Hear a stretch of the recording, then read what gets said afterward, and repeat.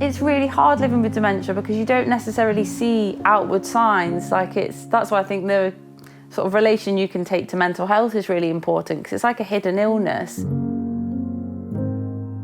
It's a devastating diagnosis.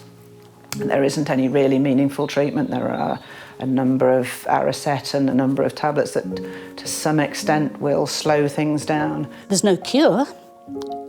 It's like no other condition. You know there's only a one-way track with it. Dementia is a big leveller, you know, it makes you look at things in a different way. It's how you perceive what your future might be, and it's how other people perceive you.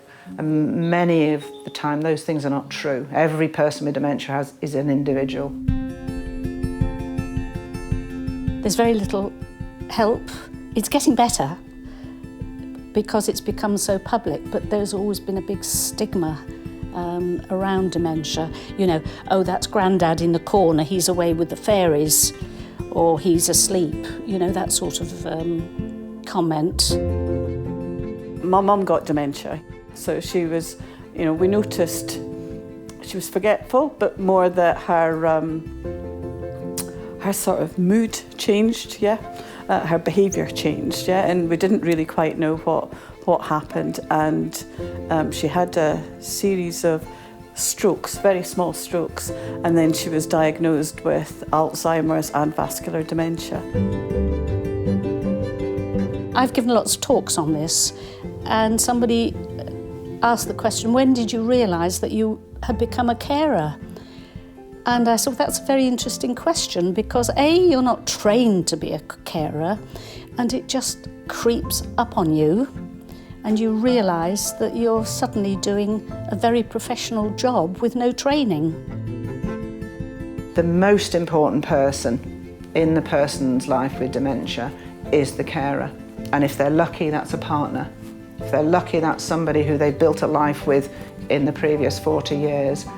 Years ago, people were looked after in their own families because families were tightly knit together. But now it's so much more difficult when families have separated, and also it tends to come at a time of your life when the carer is elderly as well.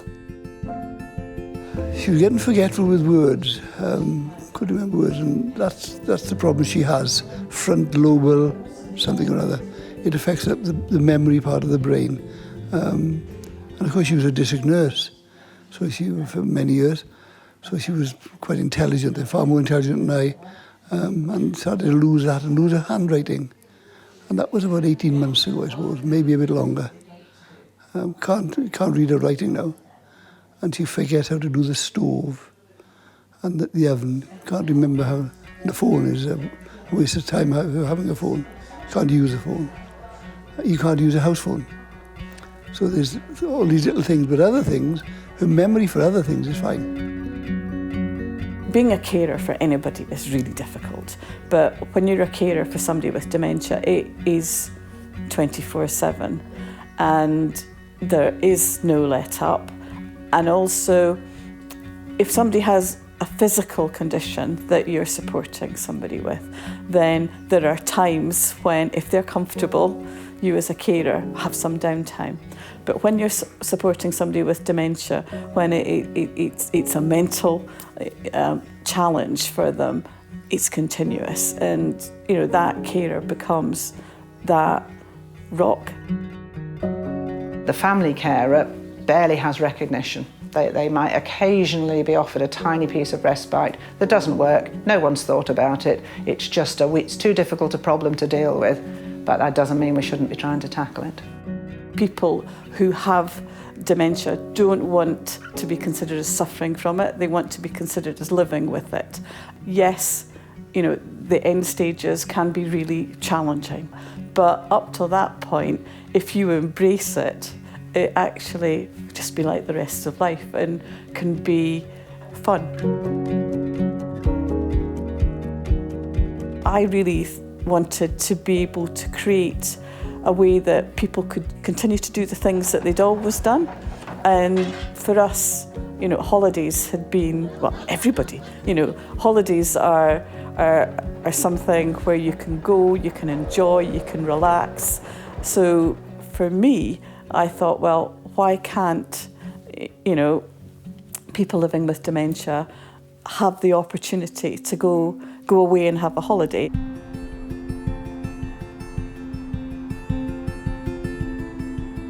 MindforYou does products and holidays that enable you to rediscover, or to, let's hope you're not rediscovering, let's hope you're just reinforcing it, keeping it together, what you used to see together.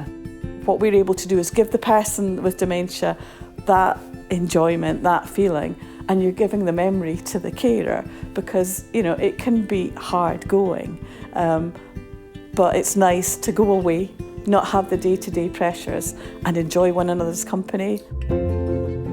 Dementia isn't something that you can easily think, right, this is the way we're going to cure it. So I think Carol, with her scientific experience, looked at it a different way. Okay, we can't cure it, but what can we do to help people who have it? And what you're seeing, and what I experienced when I saw this, was seeing the person as they were. You know, that couple, just any other couple, just enjoying a holiday together.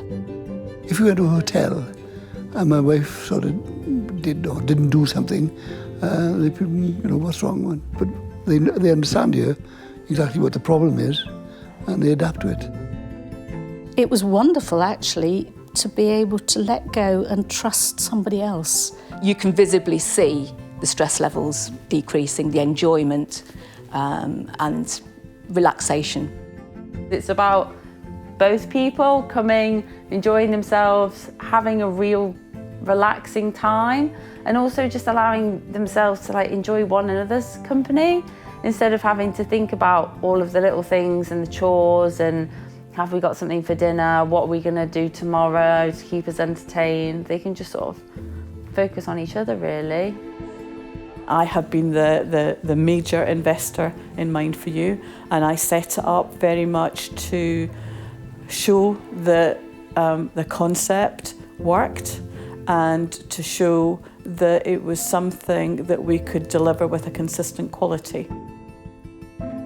I wanted to create an organisation where quality and sustainability went hand in hand, and Charitable Community Benefit Society is an organisation which is run by its members. So our community is the community that want to support people with dementia or who are living with dementia.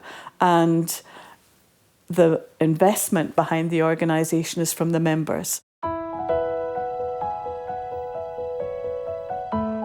The holiday business is cash heavy.